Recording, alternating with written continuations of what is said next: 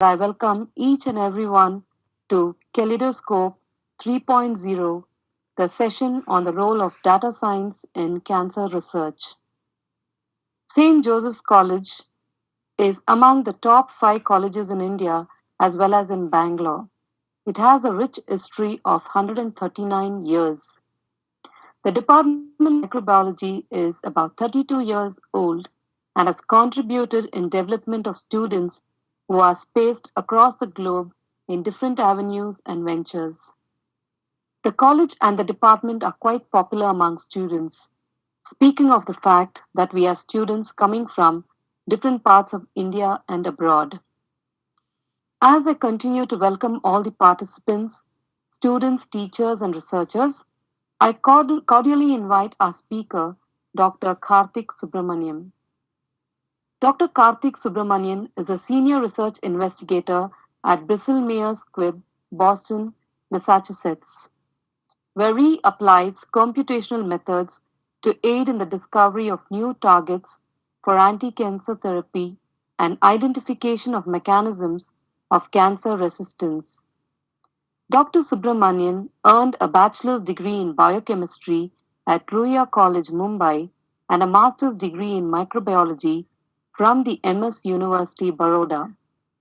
He completed his PhD in computational biology in Virginia Tech, followed by a postdoctoral fellowship at Harvard Medical School. Over the years, Dr. Subramanian's research has focused on understanding spatiotemporal cell signaling and the molecular mechanisms by which cancers respond to targeted therapy. Such studies make it possible to identify which patient will benefit from a particular drug and how patients become resistant to drugs. That is a serious problem with cancer research. Dr. Karthik has also studied in depth on how new and more effective drugs can be developed. Dr. Karthik has published his work in 16 peer reviewed articles in leading scientific journals and presented papers at distinguished national and international conferences in his field. Without much delay, I request the participants to kindly mute your audio and video, refrain from sharing your screen, and if you have any queries and questions, kindly put it in the chat box. Questions will be answered at the end of the talk. And I now invite Dr. Karthik Subramanian to take over and deliver his lecture. Welcome, Dr. Karthik. Thank you, Dr. Vanita, for that very kind introduction. Before I begin, I want to take this opportunity to acknowledge all the work that has been done by the organizers of this seminar series. Having done some of these myself, I can guarantee that there's a lot of work, commitment, and coordination that goes into these meeting series. And doing it under such circumstances where everyone is living in a virtual world and working from home is all the more challenging. So I really appreciate what you're doing in this seminar series, and I'm sure your students who are attending this series appreciate it just as much. So thank you for doing that. Is everyone able to see my screen? Yes, sir. Sounds great. So as Dr. Vanita mentioned, my expertise is in the role of in the areas of modeling and data science. And on a day-to-day basis, I use these approaches towards cancer research. The goal of my talk is to give you some idea today, some introductory idea of what modeling means, what data science means, and how you can apply it to cancer research. As I go through this talk, I will overview some of the really nice work that has been done by pioneers and experts in the field. And every now and then, I will give you some ideas and experiments and analyses that I have done myself over the past 4 or 5 years towards understanding cancer research. So without much ado, let me just get started on those aspects. So let me just start with a very simple question. What is cancer research? Well, it means many things for many different people, but for the purposes of this talk and what I do on a day-to-day basis, it is about answering some of the following important questions. The first question that we tend to ask is what gene should be targeted for a given cancer type? Now, as you know, there are many different types of cancers. There is cervical cancers, lung cancers, head and neck cancers, breast cancers, skin cancers. All of these cancers are driven by different mutations in different genes in pathways. And so to be able to identify which gene one needs to target to cure cancer or to suppress cancer is a very important question. And that is something that we've been spending a lot of time on in the recent past. The second question, which I think is probably in my mind the most important, is what subset of the population will benefit from a drug? I'm sure most of you know that drugs are not 100% effective. This is a big problem, especially in cancer, because on average, I would think about 50% of the people who receive drugs do not benefit from it. And so why is this a problem? Well, firstly, even if the patient population that doesn't benefit from a drug doesn't get the benefit, they all get the side effects. So they have been spending all this time going through this procedure of receiving a drug and having all the side effects with no benefit. The other is that these drugs are very expensive. So a lot of these patients who are not benefiting are actually spending a lot of money or losing a lot of money in the process. And lastly, because they're on a drug that doesn't work, they are not able to take a drug that might work for them. So for all these reasons, I think a big question in cancer research these days is to be able to ask upfront before the drug is given whether a patient will benefit or not from that drug. And if you're able to do that, then we can at least not give it to people who will not benefit from it. And the third question is, even if a drug does work, a lot of times, maybe in a few weeks, maybe in a year or two, the patient develops resistance to the drug, which means that after some time, the drug is no longer effective. And two questions under that is trying to understand what are the molecular mechanisms that cause that resistance. And if we understand that, how do we counter it? And these, I think, are the three most important questions, at least in my mind, that we'll be trying to answer, that I've tried to answer and will give examples of in the next 30 minutes or so. All right, so that sort of gave you an idea that this has been going on for many, many years. So it gives you an idea that cancer is a fairly difficult problem, right? And this illustration here does a very good job of showing you how hard it is. On average, it takes about 10 to 15 years to develop a single drug. And many millions of dollars are sort of used up in trying to develop that anti-cancer drug. So what you can see here is that initially, I'm sorry for that, initially, people start with tens of thousands of compounds they test in the lab, in the clinic. And it takes about 3 to 5 years to just understand out of those 10,000, what are the 250 best compounds. And then more work, which is done in mice, in humans, to further identify drugs that would actually be beneficial in the long term. And finally, you get, after 15 years of work, one compound that might work. This is the current state of affairs as far as cancer research is concerned. And the goal of many of the people who are involved in data science and computational biology is to be able to reduce that time span, but also reduce the number of drugs that we initially screen from, say, 10,000 to, say, 1,000. Just doing that will reduce both the time and cost that has been spent. Now, even after you get that one compound, success is not guaranteed after 15 years of work. You'll find that once you give the drug to patients, there will be, let's assume the people here are all cancer patients, you give the drug to them that you developed after 15 years of work, you'll find that some patients respond while other patients do not respond. And even among these people who respond, you may find that over time they develop resistance in, say, a year or two and no longer respond to the drug. And so and what's sort of unfortunate is that the number of responders are very few in most cases, and most of the people are non-responders. So trying to identify why these patients did not respond, can we exclude them from getting the drug, or can we identify how we can give them a better drug that will actually work in them, are important questions. So all of this sort of shows that cancer is a fairly hard problem, right? Now, why is it such a hard problem? Let's get into that. If you ask a lot of people, they'll tell you that cancer is hard because It's very complex, which is true. And they'll show you a figure like this where there are tens of thousands of genes that are involved in the process, and it's very complicated. I think this is only partially true. Just having a lot of components in itself does not make a system complex.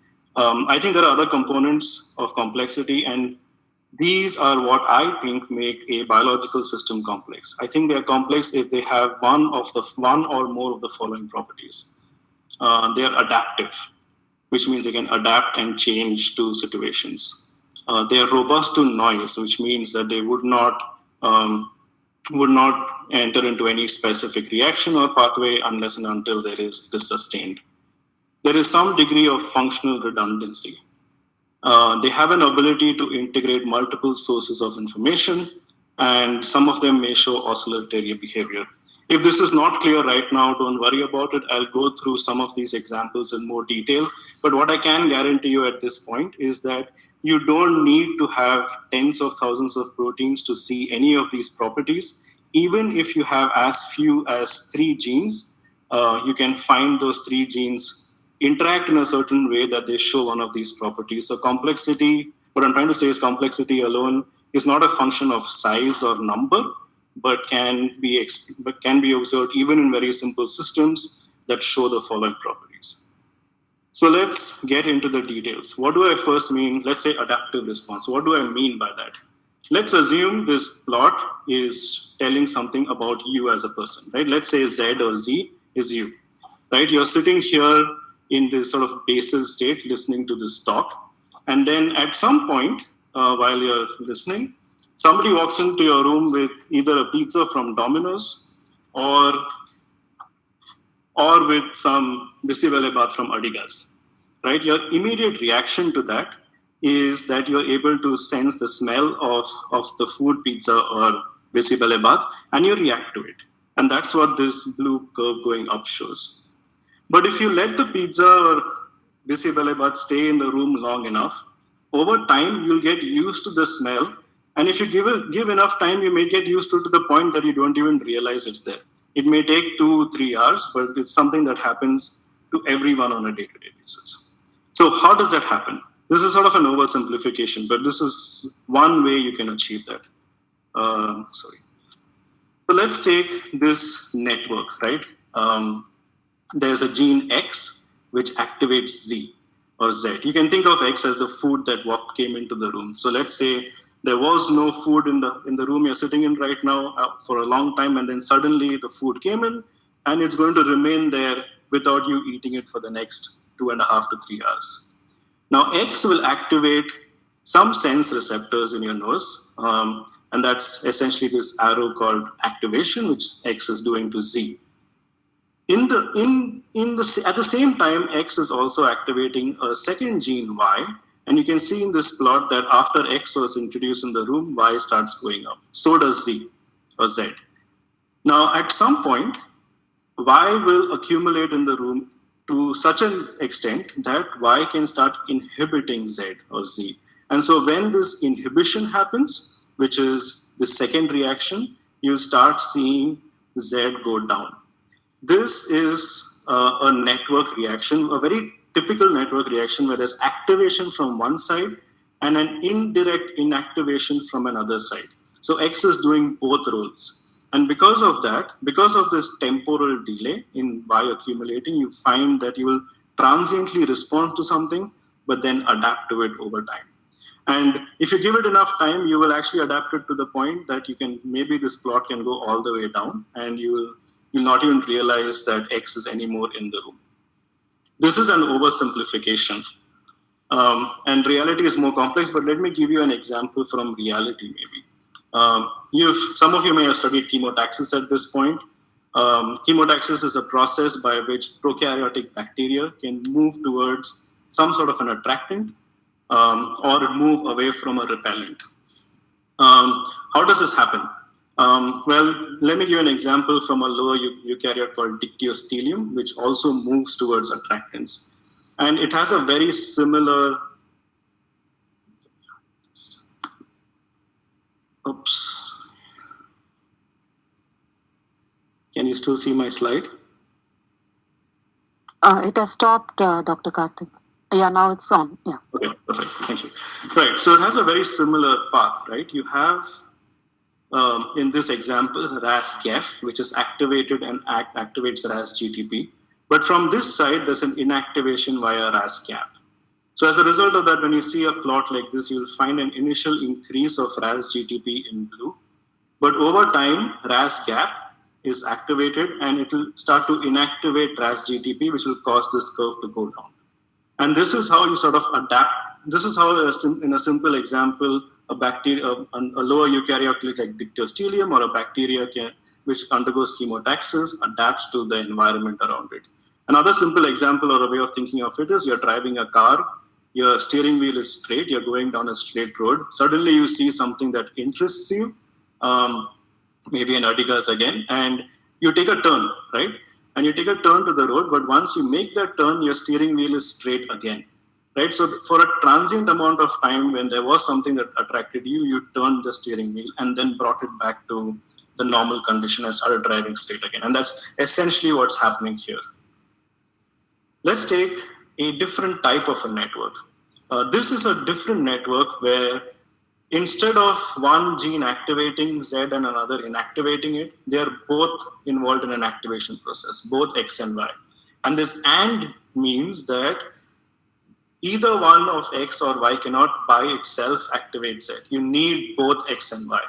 So what's the advantage of this? Let's say again there was a transient signal of X, so X increased. This will cause a corresponding increase in Y. But as soon as X was removed, if it was for a short duration, Y will tend to start decreasing.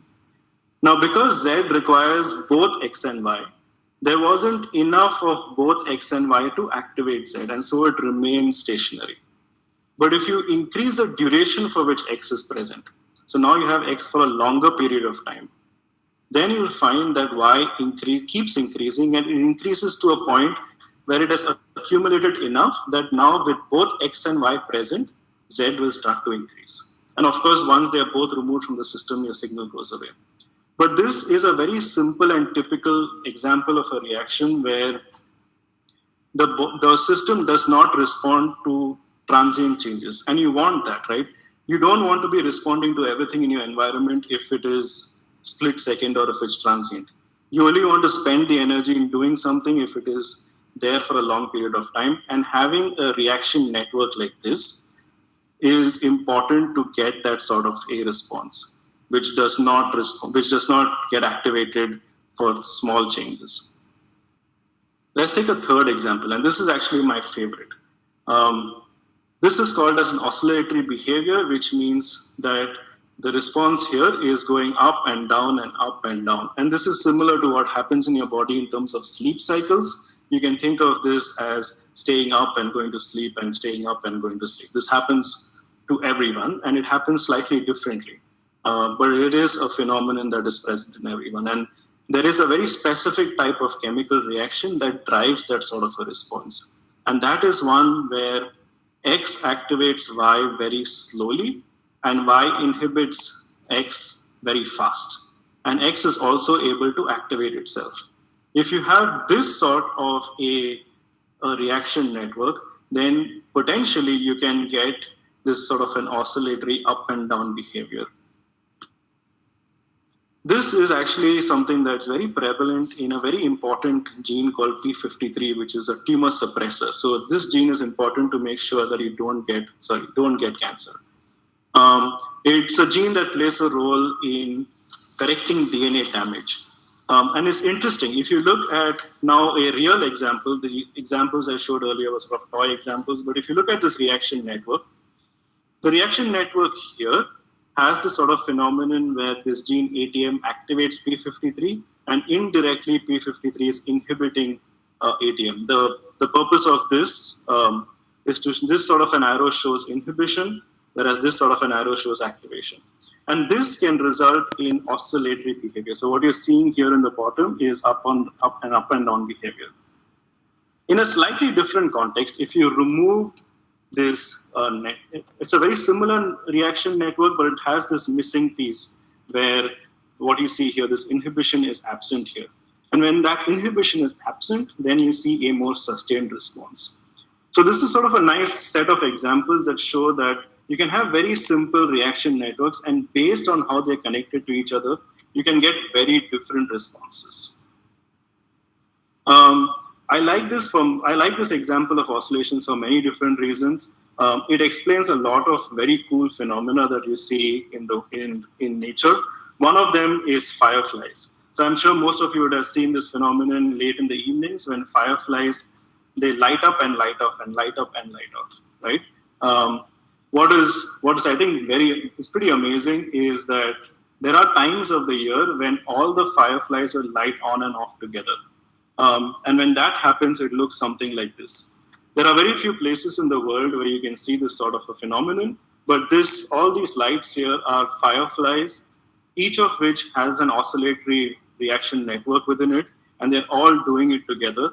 And one place in India where you can see this is Bandadara. I haven't been here myself, but maybe once the lockdown is over, if some of you are interested, there are festivals or firefly festivals that happen once a year, and you can sort of see this oscillatory behavior happening in nature for yourself. It's pretty cool. All right. The examples I showed up to this point were based on chemical reaction networks at the molecular level. You can also see this at a cellular level.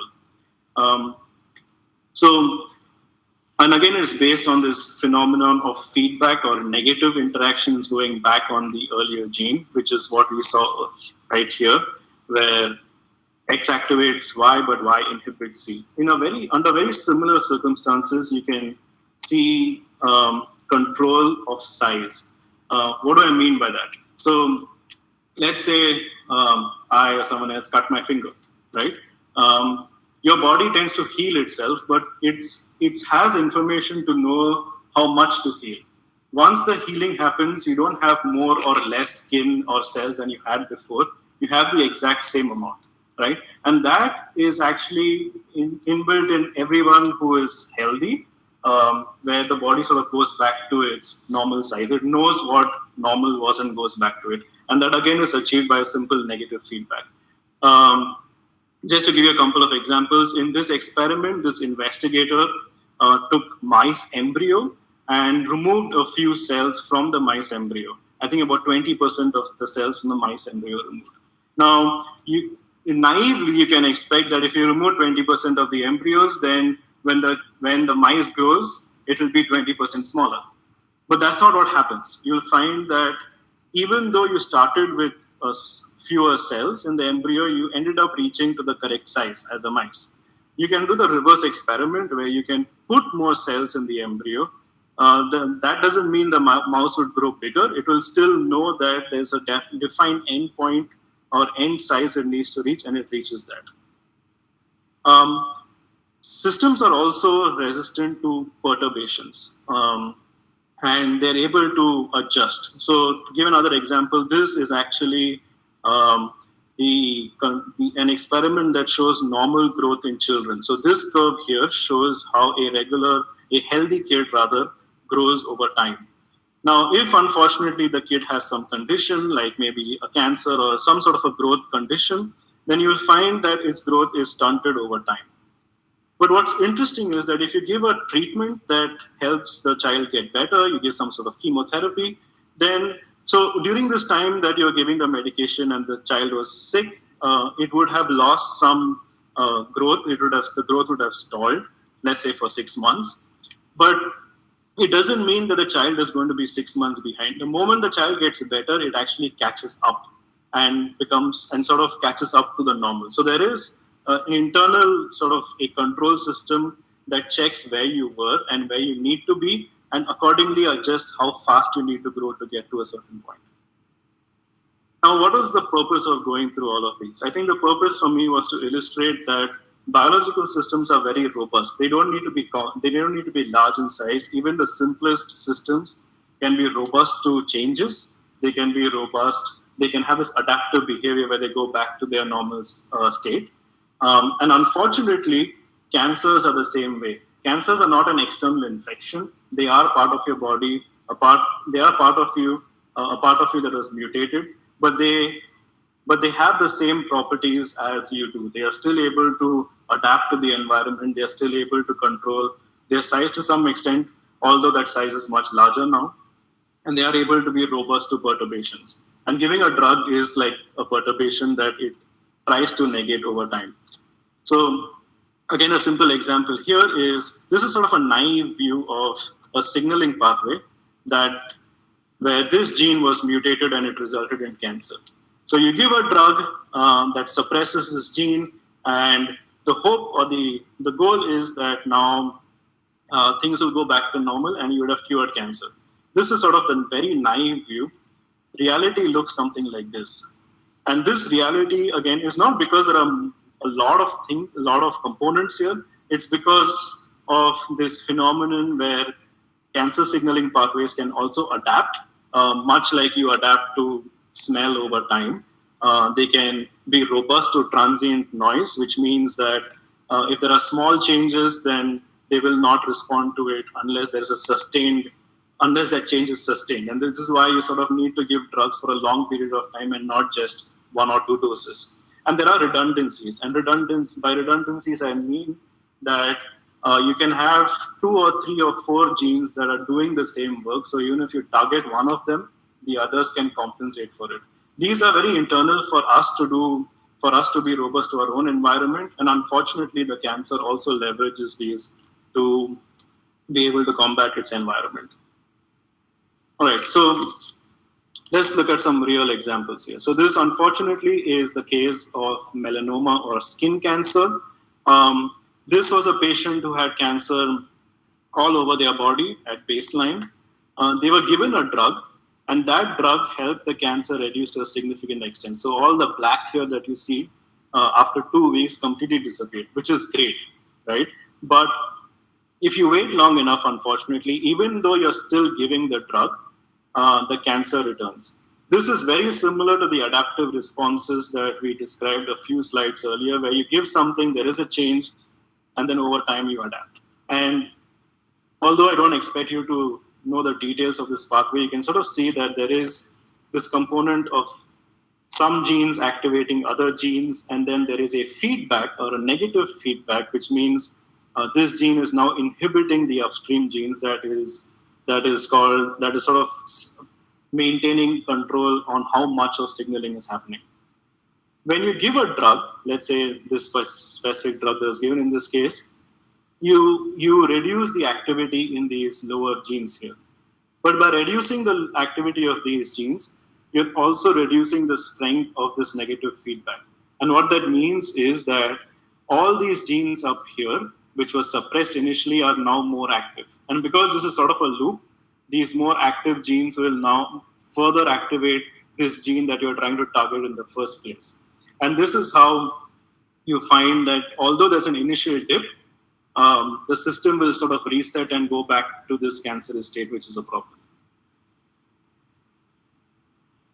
Right, so what we try to do, or some of the work that we have done, is to closely understand these pathways. Because I think in understanding these pathways and thinking about them in terms of functional motifs that perform a very specific function, like negative feedback, oscillations, adaptation, robustness, by understanding and appreciating that, you'll be able to find a better drug. That is the goal, right?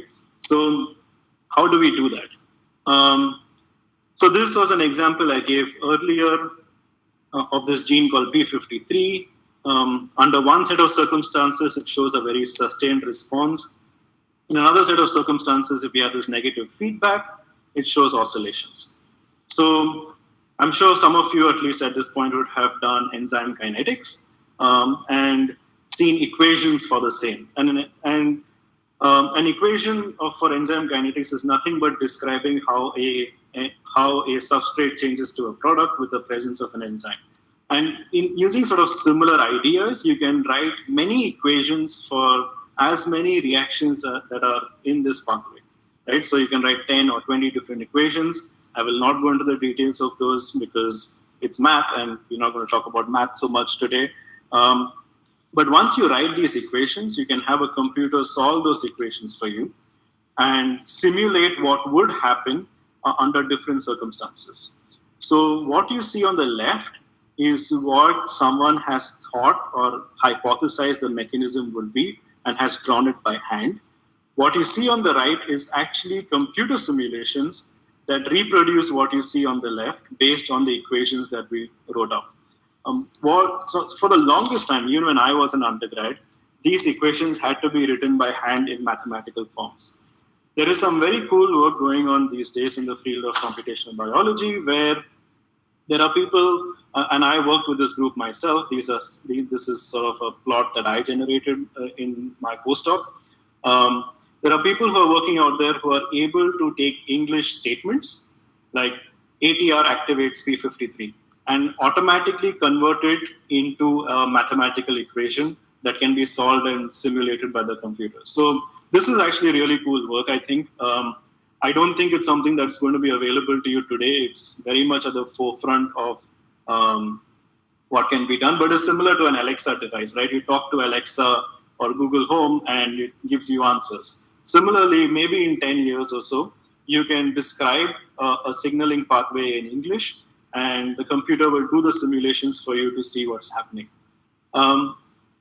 What's the point of doing this, right? The point of doing this is that if there is a signaling pathway that you try to treat with a drug, and for some reason there was resistance or it didn't work, you can build these sort of models to understand in a computer as to why that happened instead of trying to spend money and time and effort in trying to treat a patient whom it may or may not work on. Just to give you an example from some of my own work, this again is a computer simulation where I asked what would happen if I gave a certain drug. It's called vemurafenib. The details don't matter, but essentially give the drug. The signaling shuts down, which is a good thing. But then even if the drug is still present, over time you start seeing a response go back up. And if you wait long enough or under different circumstances, this response may go up all the way back here. This was done as a simulation. Now, we understood the signaling pathway and asked if we can add a second drug. And what if we add the second drug? Will things get better? At least as for the simulation, you'll find that once this pathway is suppressed, it doesn't go back up. So here you saw a return, which is not a good thing, but here it stays flat. So we are able to simulate these things in a computer to understand which drugs to combine. And that might be very beneficial in terms of reducing the amount of time you spend on screening tens or thousands of different compounds. Another simulation that we ran was to treat a set of patients that had a very specific mutation called as an NRAS mutation. And here we found that these patients, if you simulate their signaling pathway in a computer, you'll find that there's hardly any response. Here you found in this case that when you added the drug, the response went all the way down, whereas here there was just a small change. So this is an example where we know the drug doesn't work. And that information is important because this will tell us that you do not want to be giving the drug to patients who have an NRAS mutation because it's not going to be effective, and that's a waste of time and money and effort on everyone's part. So this is I'm oversimplifying this. The reality is more complex, but this is sort of to give you an idea of how simulations or computer simulations can help you understand what might happen in reality and help you save time and cost in terms of drug development.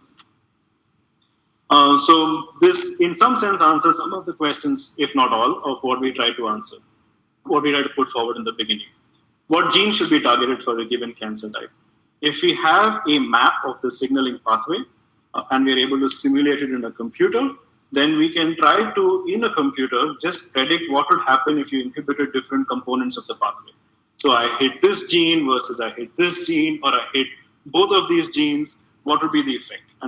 And in some cases, it'll be better. In some cases, it'll be worse. It's good information to know. What subset of the population will benefit from a drug? You can do a simulation where you can try to include information on mutations in different members of the population and see if the effect of those mutations in any way affect whether the drug will work or not. And that's important to know as well. And questions like if you develop resistance over time, how does it develop? And I think sort of going back to this example here, again, you'll sort of be able to simulate this environment and see how the resistance came about, and see if you can combine drugs to make a better therapy for the patient.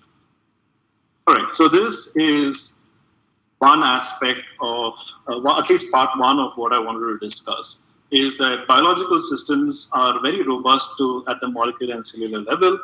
They have these properties of adaptation, and robustness to small changes. And cancer, unfortunately, also has the same properties, which makes it very hard to treat. But we should think about pathways or signaling pathways in terms of these, ideas of adaptation and robustness and oscillations, because thinking about pathways in that sense will give us a better understanding of what the pathway was trying to do from the beginning, right? These are not random reactions just pieced together. There is, for every pathway, there is an objective it needs to meet at the end. And if you understand that, we'll be able to make better drugs, I think. And computational tools are not going to give you all the answers, but they are going to be, I think, a very important part of trying to understand and exploit and come up with new sort of therapies for the future. So that's sort of part one. Let's go to a slightly different aspect. So far, everything I explained was in terms of signaling pathways. But one piece of my talk is big data or data science. And many of you may have heard this term before. It's pretty popular in literature right now. Everyone talks about artificial intelligence, machine learning, data science. What does that all mean? Sometimes I think it's made to look more mysterious and hard than it is. But let's try to sort of simplify it here. Although not accurate, let's try to simplify it all the same.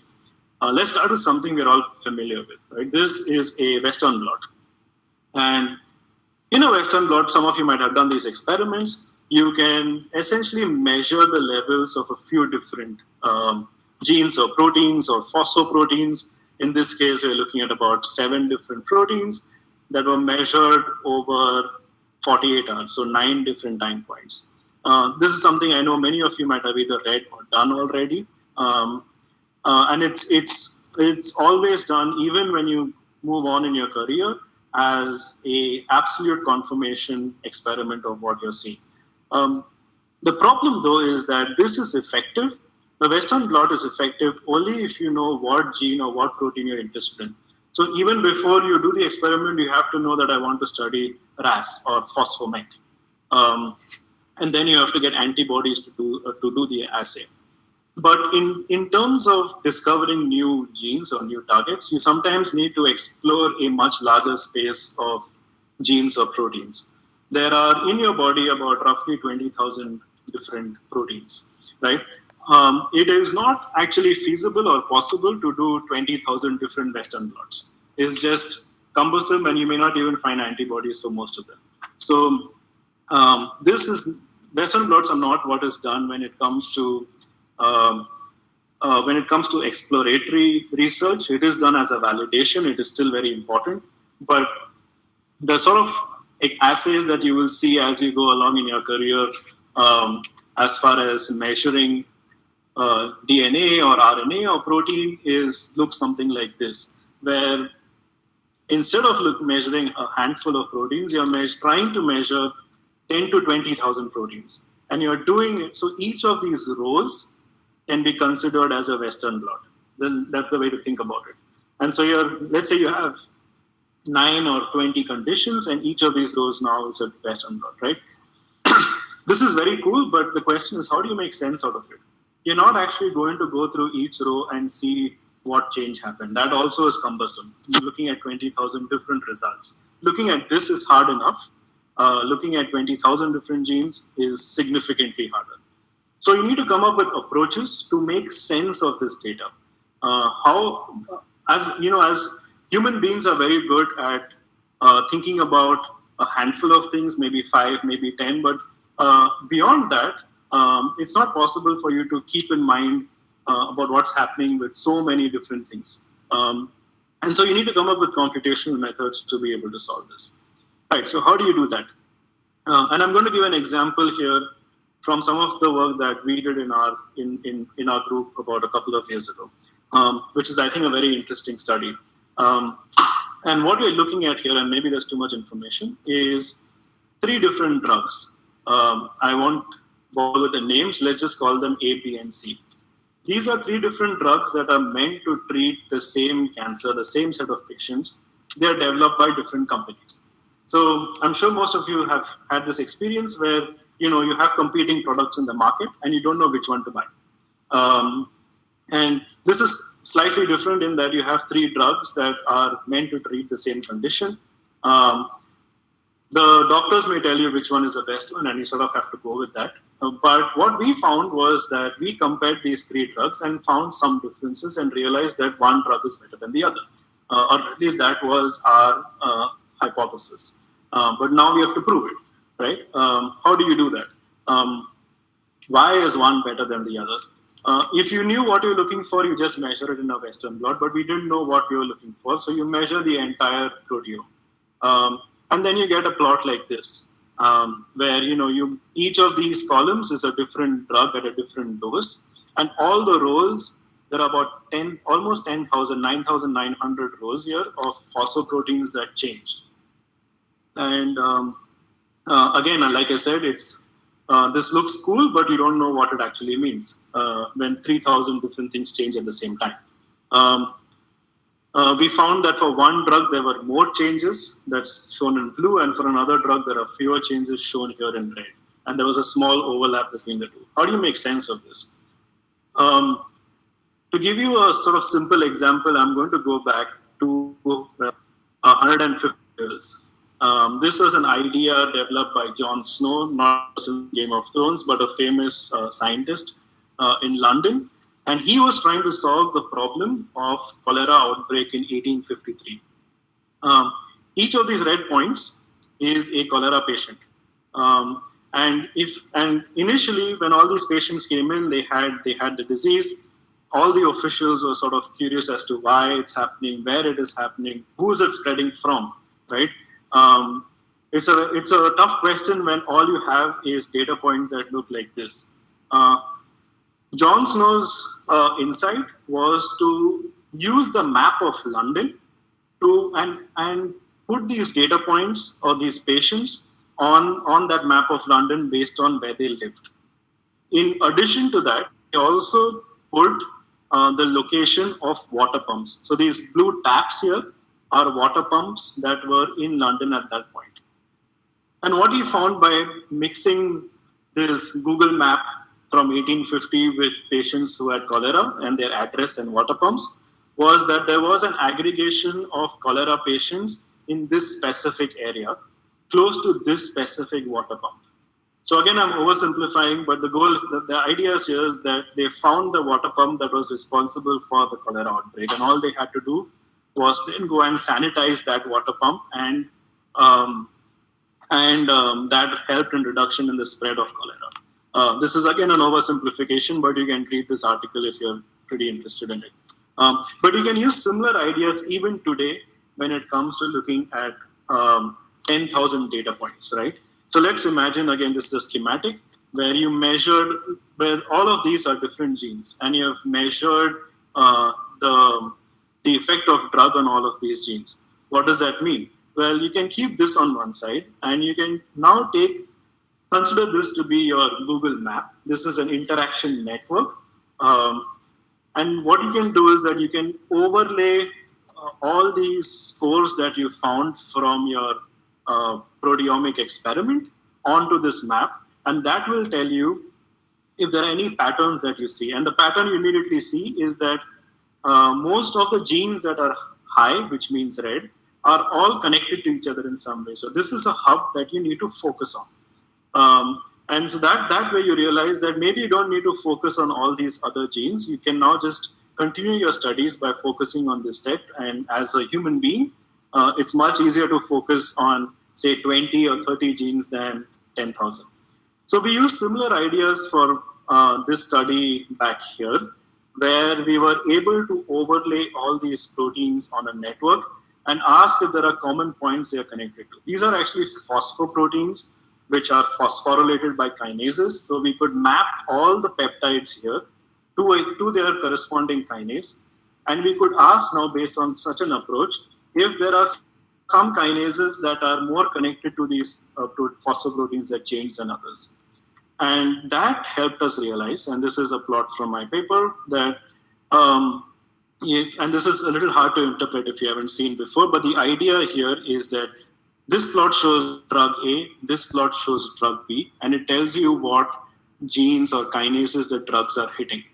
And you find that drug A has these targets here, CDK4, 6, TTK, aurora kinase, whereas this drug here hits a different set of targets, CDK2, 1, 4. And by knowing this information, you know why the drugs work differently, even though they were designed to be the same.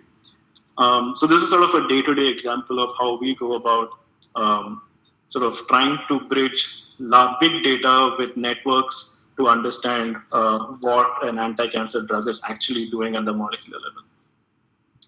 All right, another approach, this is not from work that I have done, it's from a paper, is gene set enrichment. It's very commonly done, but what is the idea behind it? The idea is that, again, you can't think about 20,000 genes, but you can group them into bins that you do understand. So let's say you grouped all these genes. Let's say each of these red dots is a gene. You can group them into different groupings like translation, DNA metabolism, transcription, so on and so forth. By grouping them in all these, say, 10 to 20,000 into 10 groups, you can now ask if genes that are changing are overrepresented in a group. So, for example, if for some reason everything that changed, all the genes that changed because of a drug are present in this group, then you know that DNA metabolism is the pathway that we should be looking at. So instead of worrying about what the individual identities of these red dots are. So this is a very simple explanation of gene set enrichment, but as you go through your career and read papers, this is something you're going to find very commonly. It's been done all the time. So what does this mean, right? The aspiration here is that you saw in the previous example what John Snow did 150 years ago, where he just overlaid maps with other information, such as where water tanks are, where people with cholera live. You can do something very similar with biology. So this is sort of what Google Maps does. And this is what we want to do and trying to move towards, where you can measure what happens to patients, you can measure what happens to their genome, what's happening in their proteome, what's happening in their metabolome. All of these form different layers. And the idea is that if you sort of lay them over one on top of the other, you will be able to see patterns and understand why cancers may work in some people and why they don't. Let's assume in this case, all these individual patients in green dots did differently. Some did well on a treatment, others did not. And now you can ask, based on all this information, what was different in those people that made them more responsive to a drug and what didn't. And if you're able to make those predictions using a computational model, in the future, you can now say, well, you know what, this person has this sort of a genomic signature or has this protein overactive in their body, and therefore they may respond better to the drug or they may not. And that's sort of the idea we're sort of moving towards. I want to leave you with a couple of points and then I can take questions, right? Today, what I discussed was we went from having few genes and conditions in a Western blot to having tens of thousands of genes, rather 10 to 20,000 genes measured across different conditions. This is the state as it was maybe 10 years ago. Today, we are able to do much better. We are not just able to measure 10, 20,000 genes in 20 conditions, we can measure them in single cells. And that means you can measure 10, 20,000 genes across millions of single cells. And this looks complex, it's hard. I don't have an answer for how to solve this, but this is sort of the challenges you'll face going ahead. I'm sure by the time many of you have research careers, this will be standard, although it is very expensive now. I think I can imagine in 10 years, everyone in an industry or a big lab being able to do this. And then the question is, well, you generated all the data, but how do you analyze it? And that's something that we're moving towards. We're also moving towards I think a time when it's easier to take images. Western blots are basically measurements or indirect measurements, but you can also take images under a microscope. And you'll find as you go ahead that you can just look under a microscope and measure 10 to 20 or more proteins and genes under a microscope, look at what the tumor looks like. And this is a field that I think has attracted a lot of deep learning and artificial intelligence enthusiasts. I'm not an expert, but I can tell you that I would expect in the next 10 years or so, this sort of work also becoming very prevalent in terms of trying to cure cancer. All right, so that was the end of my talk. Let me get out of my presentation. I'm happy to take any questions if there are any. It has been a wonderful presentation, sir, and I'm sure all of us will agree here that you have made the understanding of the subject very and simple with subtle examples. Dr. Karthik for giving us a greater insight on the drug development role of data science. And now we have some questions from our participants. I will read out the questions for you and then we will be able to answer those questions. The first question is from Dr. Syed Wajid. His question is the trend always the same that after treatment of cancer, they match up with normalcy? This is in context with your explanation of a healthy child versus child with health issues. So, as with everything in biology, there are going to be exceptions. There are going to be different, different time scales in which the pattern is played out. I think the short answer is that unfortunately, for a majority of cases, you see this sort of resistance mechanism develop. But there are some cases where they don't, and that is a positive, and we need to understand why it didn't happen in that case, in which case we can learn from those and develop better drugs according to those. All right, sir. Thank you. And the next question is from Sanjana Ghosh with reference to the example of melanoma. She says that, sir, I was told by an oncologist a while back that in many cases, giving a medication to a cancer patient does more harm, and it probably would have been better for the patient to not be on the said drug or any drug at all. Had this drug not been administered to the patient, would the cancer percentage by week 16 have remained similar or more or less? That's a good question. So I am not an oncologist, so I'm actually legally not qualified to give you advice on this. But the point is that the sort of work that we are trying to, so it is going to help some patients, right? In some patients, you're going to find that you give the treatment and they do well throughout, and forget week 16, it may not come back for 16 years, right? And in other cases, it's going to be that it comes back in 2 weeks. That's the reality. And yes, in the patients that it came back or it got worse, it may have been better off to not give it. But those are decisions that are taken not based on just one example that I gave, but many different explanations. How old the patient was, their will to live, whether they are okay going through the side effects. But the point then again is that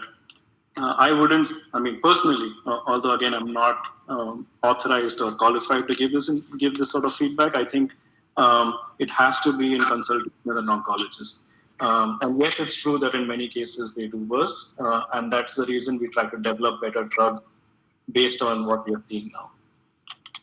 Thank you, sir. The next question is from Mithila. The question is how to prevent or control negative feedback. So yeah, so all of these mechanisms are internal to our bodies, right?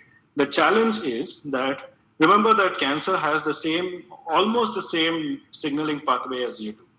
A challenge is to develop a drug that if you knock out negative feedback in the cancer, you don't knock it out in a healthy person.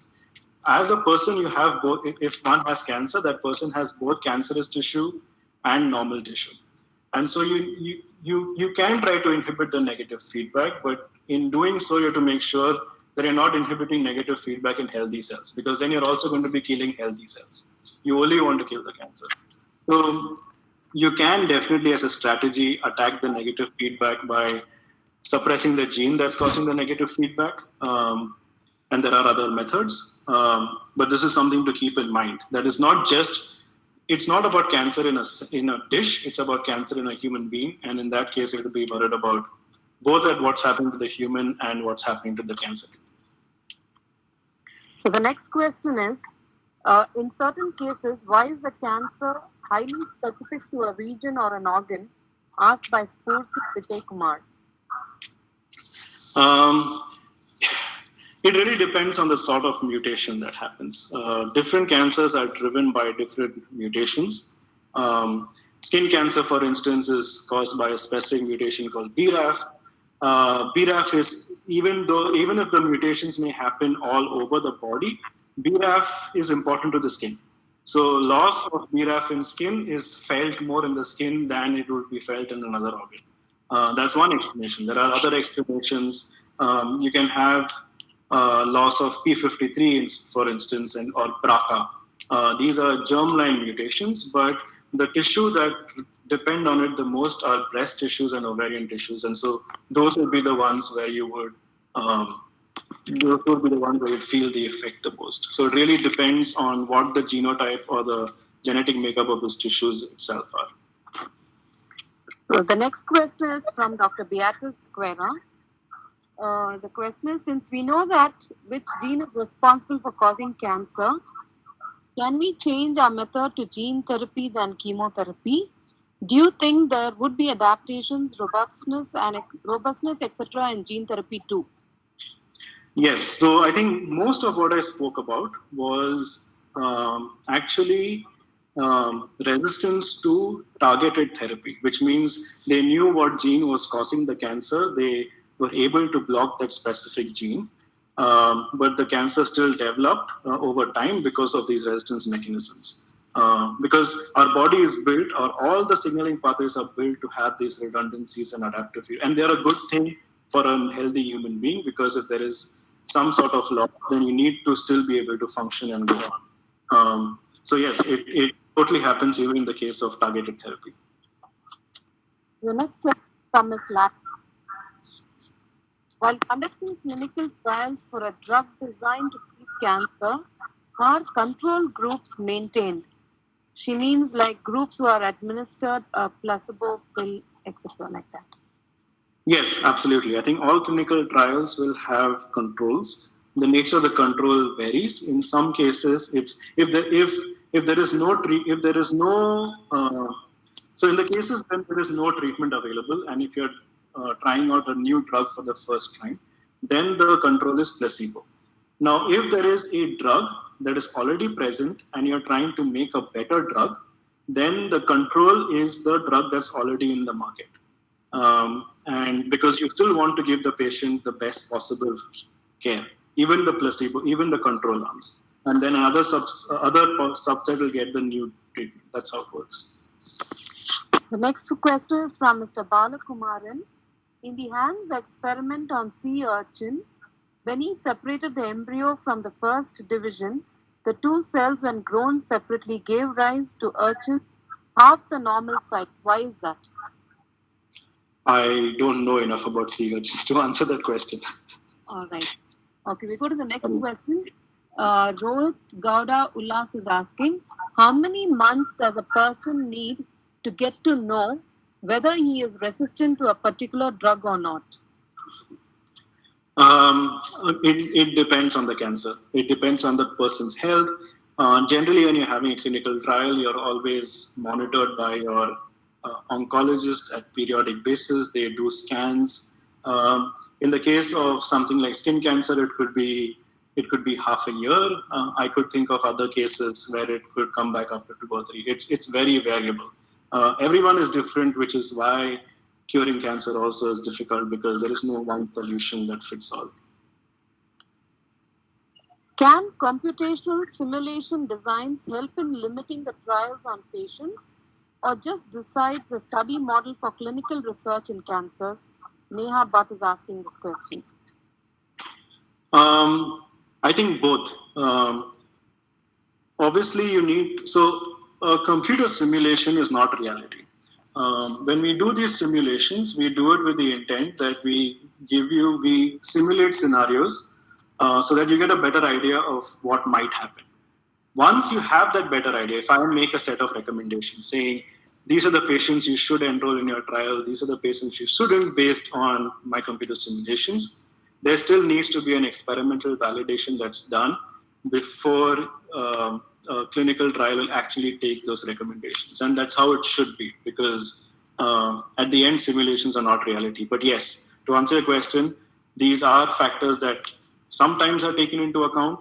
I would expect in the next 10 or 20, in the next few years, they will play a bigger and bigger role. They haven't played a huge role up to this point because computational biology hasn't been around and doing well for that long. But now they are seeing better and better results from these tools. And so I think in due time, we'll start using that information. But again, I would caution that anything that's done as a simulation has to be tested in a lab before it can influence what we do with people in reality out there.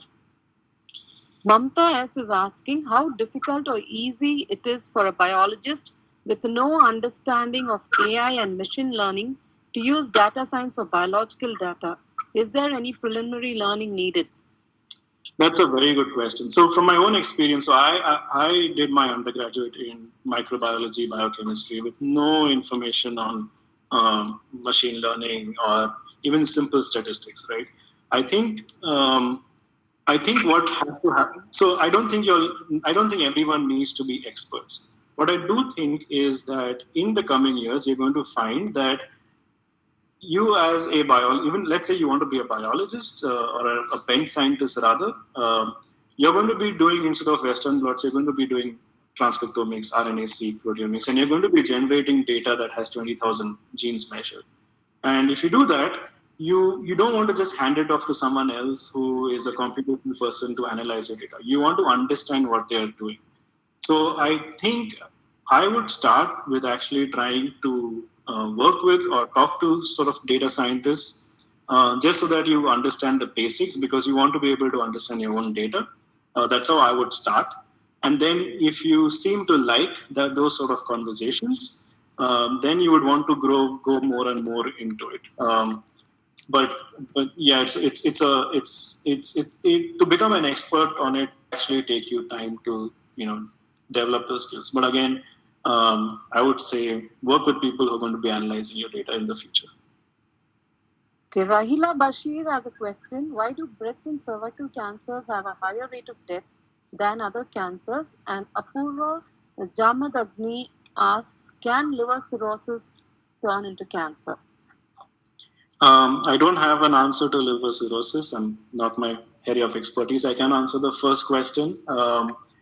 So how well you respond to a cancer depends on two things. It depends on the type of mutations that can cause the cancer and how fast the cancer proceeds.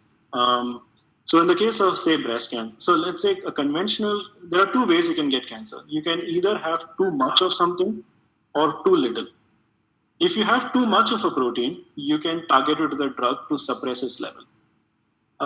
If you have too less of a protein, then you can't give a drug to make the level go up. That, at least, theoretically, yes, but that is very hard to do in practice. And so a lot of breast cancers are actually a result of loss of certain proteins. And if they are lost, then you can't give a drug to increase the levels. There are other, and I'm not sure about cervical, but there are other cancers like stomach cancer, which just proceed at a much rapid pace. And the faster the cancer grows, the less likely it is that you're going to get cured in time, because treatment takes time. The next question is from Mohammed Ali. He's asking, can differences in cancer cell metabolism be exploited? And what is the future of p53 protein as a possible therapeutic target? Yeah, so metabolomics, I think if that was a question, could you clarify the question again? Sorry, the first question. Yeah, can differences in cancer cell metabolism be exploited? And what is the future of p53 protein as a possible therapeutic target?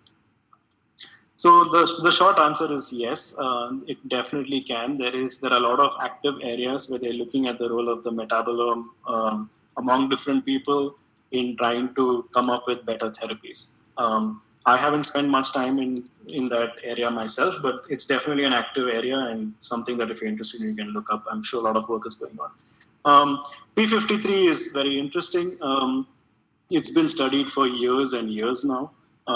P53 is one of those genes which is lost. It's not, and loss of P53 actually drives cancer. So there's no point in targeting and reducing its level. You actually need to find a way to increase it, which you can't.